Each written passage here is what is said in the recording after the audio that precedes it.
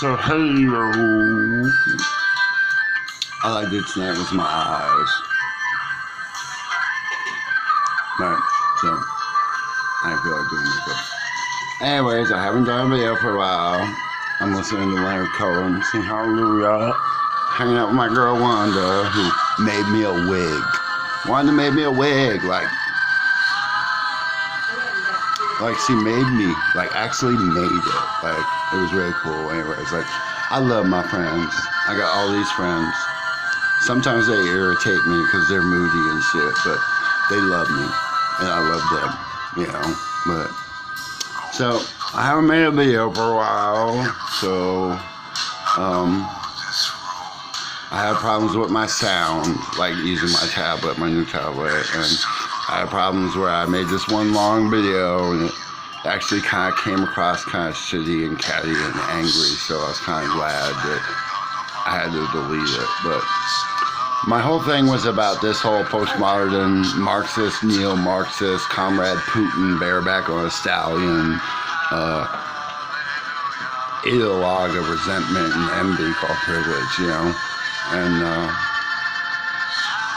you know, it's like gotten so extreme that people are talking about pretty privilege and skinny privilege, and trans people attacking other people because they got passing privilege. And, like, you know, the thing is that, you know, love is what changes the world. You know that, right? Like forgiveness, patience, kindness, compassion. You know, like, love is more powerful than hate. It's more powerful than envy, greed, lust. It's more powerful than everything. Like, real love. Like, smile and forgive someone and feel like I love you. You know, and so I kind of waited to make this because, you know, I really just didn't want to come across as petty or angry or anything like that. So tonight I'm kind of making this video to just say that I love people. You know, like, in my life it's real easy, right? And since I started doing estrogen, like, for the first time since I was a little boy, like, my urge to aggression has gone away. Like, my 10-year journey through hell and darkness with PTSD coming home from 3 years in Iraq, because anxiety is gone. You know? What, baby? Let me get Allen ready. The Allen wrench. Okay, hang on. There you go, sweetie. Thank you. So, anyways, early, you know, but, so I really try not to be angry. Even when I'm angry, I've been trying to be sweet and graceful and loving and forgiving, you know. But I mean, I see so many cool people, like, on the internet, like, you know, I wouldn't even have watched ContraPoints, right? Like, and ContraPoints is really cool. That bitch is cool. Like, hands down, like, cool. But I only watched ContraPoints because Cat Black said she was cool. You know? And I watched Cat Black because I was like, I'm thinking about polyamory. So I was like, well, let me check this girl's videos out because she's polyamorous. Like, you know, and then I got to watching, like, lots of her videos, you know, because I'm, like, new trans, like a baby trans, you know, so I've been watching, like, people's back videos, and I watch people like, Samantha Lux, and, you know, and I really like Ashley, you know, Ashley's cool, Ashley Adamson, cool shit, alright, you know, but I see so many cool people, but then people start talking about privilege and resentment and everything, and I'm just like, oh no, the resentment ideologue again, right? Like, you know, but I still watch anyways because, you know, FYI, no matter where you at on your spectrum or your politics or your gender or your religion or any of your ideologies, that guess what? I don't care who it is. Somebody's going to say something you don't like. Somebody's going to look a way that you don't like. Somebody's going to sound a way that you don't like. They're going to laugh a way you don't like. It's life, baby. And if everybody were being completely honest, they have thoughts in their head. Like, I have at least 10 thoughts a day that I don't like. And I'm like, girl, why are you thinking this? No, right? And so how can you be mad at somebody else for feeling that way, right? Because if we all loved each other a little bit more and forgave each other more, we could cooperate. And we could rule the world. Like, for real. Like, you know, like Gandhi, like Martin Luther King, you know, like Henry David Thoreau, you know, like civil disobedience requires courage, perseverance, forgiveness, and love, right? That's what it takes. It takes forgiveness and love, plus courage. You gotta have courage. You can't be a coward. It's not the path for the weak, right? But I don't know. In my life, love rules the day. And I got lost in the last decade with my PTSD and anxiety. And people convinced me that I was mean because I was a masshole and I was forthright and honest and direct and sarcastic. And that's really not the Midwest gag, you know, like the Midwest, they're all like sensitive and passive aggressive and, you know, do the sneak diss and all the rest of that shit. Like, you know, so when you're straightforward, you appear like you're mean. So I let people talk me into negotiating and trying to open a vein and prove that I wasn't racist or sexist or misogynist or whatever, you know, and it got me nothing but, it was like the old sayings, like, you know, give them an inch, they take a mile. Yeah, you know, so I'm not negotiating anymore. But I'm also not fighting. I'm not mad. I'm not mad at you if you don't like me or don't agree with me. The whole night through. You know, but I'm having fun. You know, I'm living my best life. I'm having a blast. You know, and I'm not angry. You know, I'm hurt sometimes. I cry a lot. I'm hurt. And I get irritated, but I'm not angry anymore. But I'm also not negotiating anymore. You know, which got rid of a lot of my anger. Because until my PTSD, I hadn't really been that angry for years. You know, and then negotiating with people all the time made me angry. Because the negotiation game about proving who you are, or, you know, that, guess what? You know, that we could all stand up for injustice, right? We could all agree that the cops are on some BS and shouldn't be mean to people like that, right? You know? Right, we can agree on that, right? Couldn't we all agree on a living minimum wage? Couldn't we all agree that people deserve not to be homeless in this land of the rich? Those are things we could agree on and work together towards. To end, you know, to shame discrimination happening, to, you know, work together and support each other. You know, but when you're playing America's Top Victim with each other, all it does is hurt people. You know? You know how many times I thought I was somebody's friend and they looked at me and went, well, you know, tell you the truth, since you said, hey, I thought we were friends, that as a cis, heteronormative, white privileged male, I can't be friends with you ever. We could be allies if you want to shut up and go, yeah, whatever they said, and smile and nod and be quiet, but I can't be your friend. And it's like my heart broke each time. Like, I really thought we were friends. I loved you. And you're telling me, sorry, you can't be my friend because you were born this way. Like, makes absolute no sense. You know? But it's an ideologue. It's an ideology of hate and resentment and one versus the other. You know? So, in my life, I have one rule, babies. You know, be clean. Don't make me sick. You know, and that applies to everything. We're not just talking about sex. You know, it's COVID, Delta variants, the flu, smallpox, you know, scabies, all of it. You know, don't make me sick. Smell nice. And be nice to me. Like, real simple. Like, if we were all nice to each other. You know, if you're nice to everyone,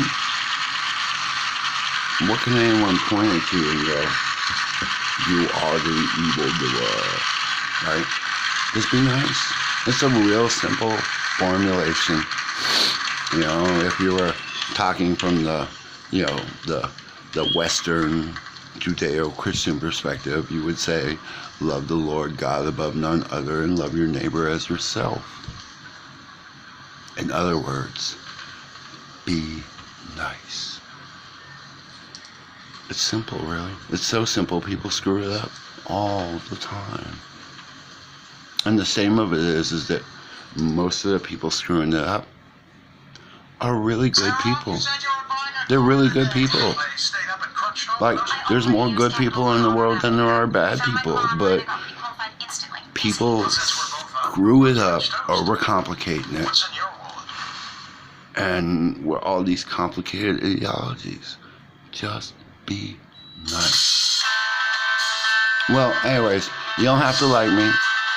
You can hate me. I'm not deleting any comments unless they're just like violent or something, or, you know, I've been going through catching the ones that are spam. I got 2 more subscribers this week. I'm up to 8. Like, but anyways, I spend a lot of time watching other creators' content, like makeup tutorials, you know, like clothing advice, feminization advice, surgery, you know. I watch everybody's stuff, even if I don't like it, you know. Even the controversial ones, everybody's like, oh no, you know, like, I watch everybody's stuff because sometimes it's, when I was in Iraq, so this is, I'm going to tell one last story to say what kind of person I am, and then I'm going to sign off for the night and do a guitar video. So I was in Iraq, right? And we were doing ECPs, right? That's emergency control points, where you stop vehicles and personnel and search the people in the cars for suicide vests and IEDs and stuff, right? And for a while, for a couple of months, I had to walk a post with a Navy guy. And me and him were at this checkpoint. And he was an MP. And he was on all that cop crap that's so wrong about police these days. And the shame of it was he was a Navy MP that worked around the docks and the ships and really didn't see that many criminals to start with, right? Like maybe drunk sailors or stuff, somebody AWOL or something, right? You know, or a fight here and there. But he like, give me all this stuff. I'm going to go home safe at the end of the day. And criminals, and if I tell you to freeze and you twitch, I'm going to pop, 2 in your head, 1 in your, you know, 2 in your heart, 1 in your head, and you're going to be done. And you deserve it because you should not move. And I just would argue with him. I'd be like, dude, why? On a Navy base?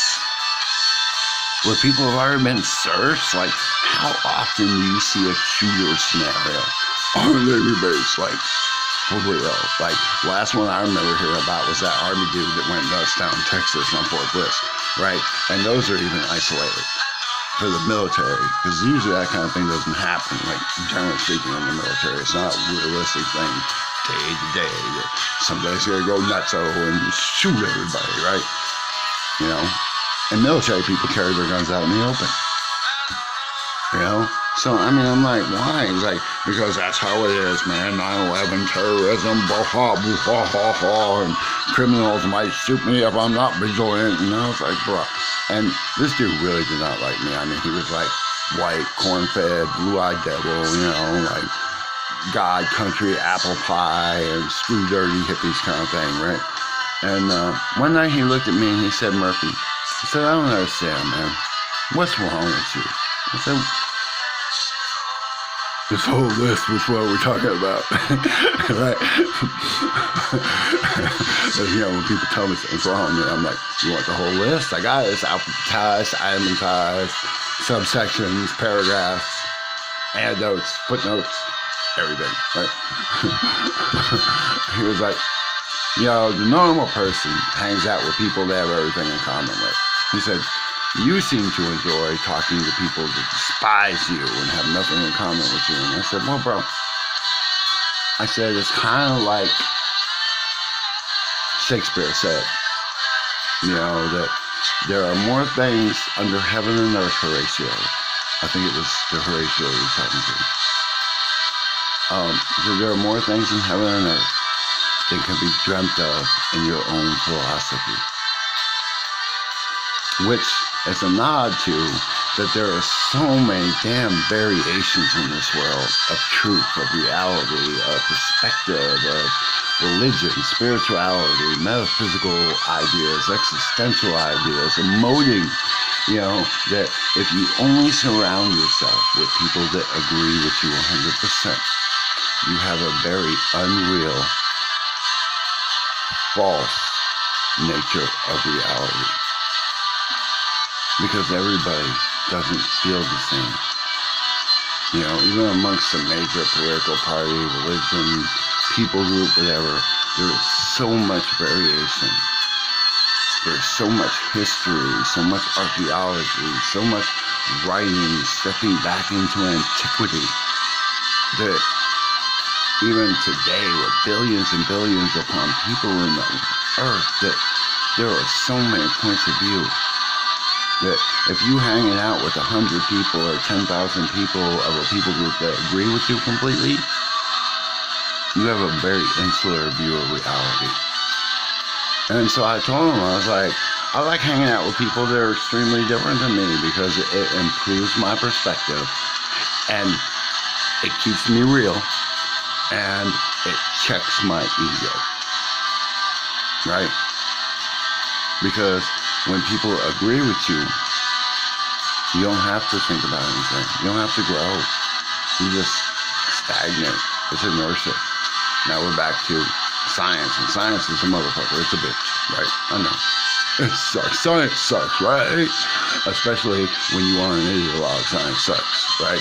Because inertia and gravity, all that stuff, a body at rest stays at rest, and you have to overcome inertia as a scientific force to roll the stone into motion to keep the moss from gathering on it, right? So, Summer in Minnesota. These places are better off. Be friends with people that don't agree with you. Listen to things you don't like, because it's the only way you evolve. Otherwise, you stay the same, and staying the same in a dimorphic or a dualistic universe is an illusion of no change, because you're either growing or you're stagnating, you're decomposing. So inertia really is a bitch, because you might think you're resting, but you're really decomposing, going closer to your grave. Right? So, babies, hug somebody, love somebody, tell somebody have a nice day, forgive somebody, and listen to something you don't like, because you might just find that it changes your life and makes you grow. Anyways, I only did my eyes tonight because I'm just hanging out with my girls, and I'll be back to make a guitar video. Maybe I'll do this one. How sweet it is to be loved by you.